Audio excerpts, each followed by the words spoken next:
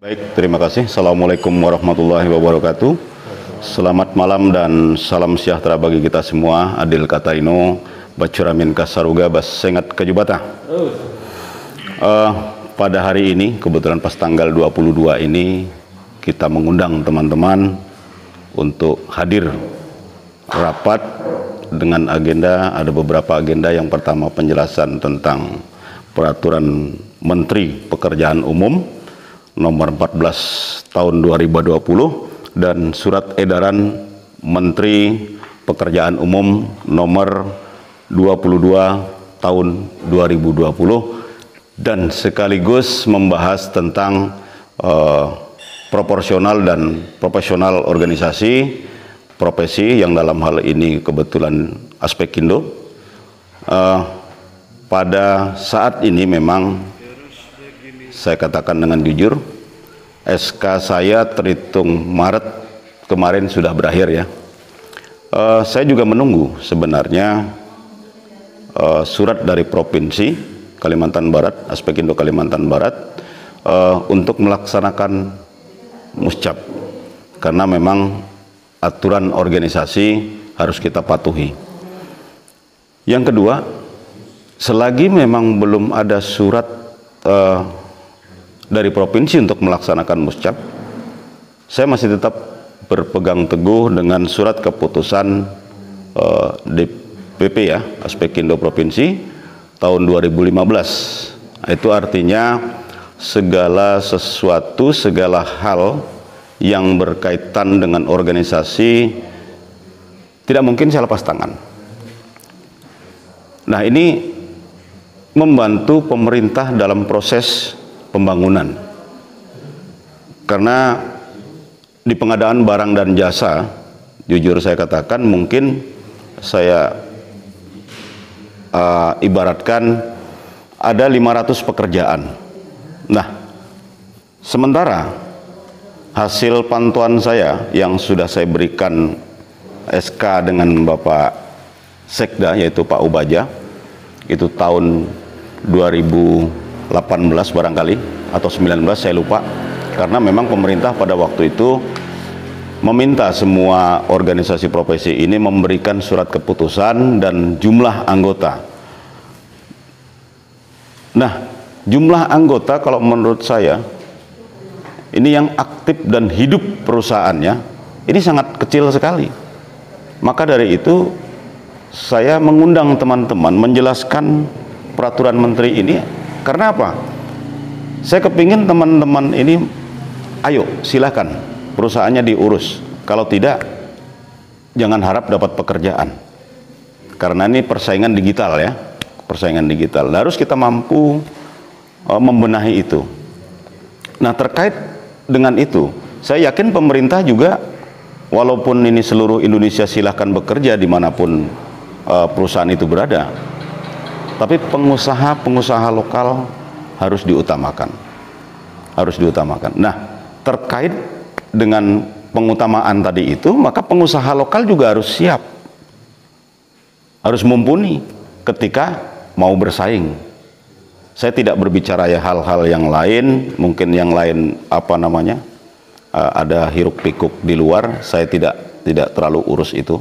Tapi yang jelas, dari berdirinya organisasi Aspekindo ini, saya selalu memotori teman-teman untuk audiensi di DPR 2 kali, dengan Pak Bupati waktu itu masih zaman Pak Suryatman Gidot 2 kali, dan diwakili oleh Wakil Bupati pada waktu itu dengan kepala-kepala SKPD. Saya pikir koordinasi saya sebagai pengurus pada waktu itu bertanggung jawab. Saya kepingin pengusaha Bengkayang ini bangkit. Nah, ukurannya daerah itu maju atau mundur ini kan sebenarnya dari para pengusaha, bangkit atau enggak, kan begitu. Nah, saya berharap pemerintah pada era yang sekarang ini, marilah kita tumbuhkan para pengusaha dengan cara pembinaan kepada kawan-kawan pengusaha, khususnya di asosiasi, karena memang asosiasi ini perlu pembinaan, karena memang struktur organisasinya kepala PU adalah pembina ya untuk di asosiasi ini. Nah, ketika tahun-tahun yang lalu mungkin teman-teman tidak mendapat pekerjaan, ini bukan tidak mau tender sebenarnya, dan saya sendiri mengalaminya. Berapa kali saya tender gugur, saya berapa kali tender saya kalah. Ini faktor X. Dan nanti maksud kami, Bapak Bupati juga harus memberikan peluang ya, memberikan peluang atau membuat sebuah kebijakan. Karena sekarang ketat sekali, 3 tahun berturut-turut tidak ada pengalaman, tender pun tetap kalah. Nah, ini perlu dicatat, karena kekalahan itu sebenarnya bukan kami yang tidak mau tender, bukan tidak mau bekerja. Siapa yang tidak mau bekerja? Kan begitu. Ini karena faktor X. Nah, ini yang akan kita, tapi kami tidak menyalahkan siapa-siapa, hanya kepingin bagaimana para pengusaha ini bangkit kembali dari keterpurukannya. Ini saya kepingin juga menjelaskan, sebenarnya banyak yang ingin saya jelaskan. Jangankan di asosiasinya ya, yang menaungi beberapa perusahaan untuk melegitimasi daripada teman-teman menjadi pengusaha. Sebenarnya itu hanya jalur ya, jalur komunikasi antara pengusaha dengan LPJK ya, lembaga kajian jasa konstruksinya itu. Ini hanya penghubung, asosiasi ini penghubung. Nah, sampai saat sekarang LPJK saja masih dibekukan. Artinya ini masih dalam kebingungan sebenarnya. Cuman ini peraturan menteri, maka keluar peraturan menteri yang memang teman-teman belum membacanya. Oh, begini rupanya. Nanti tolong juga dipelajari teman-teman yang lain. Oke. Untuk cepat mempelajari. Yang menjadi perhatian serius di pertemuan pada hari ini apa? Yang pertama menjadi keseriusan yaitu pembicaraan tentang SK ya.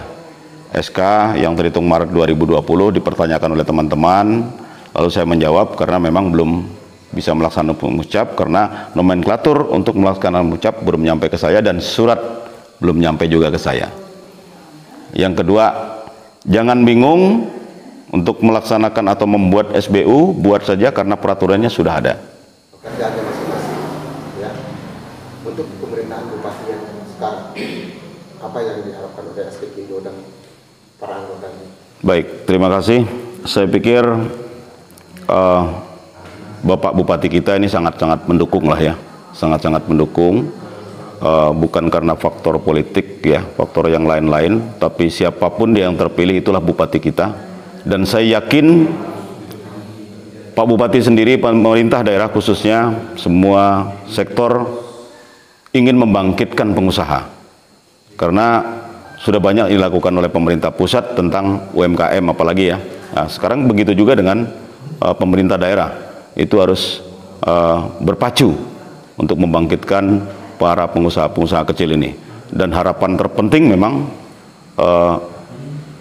diharapkan Bapak Bupati mampu dan bisa ya, saya yakin bisa, karena saya tahu persis siapa Pak dari sini, saya yakin bisa dengan loyalitasnya dan dedikasinya untuk meningkatkan para pengusaha kecil ini. Terima kasih.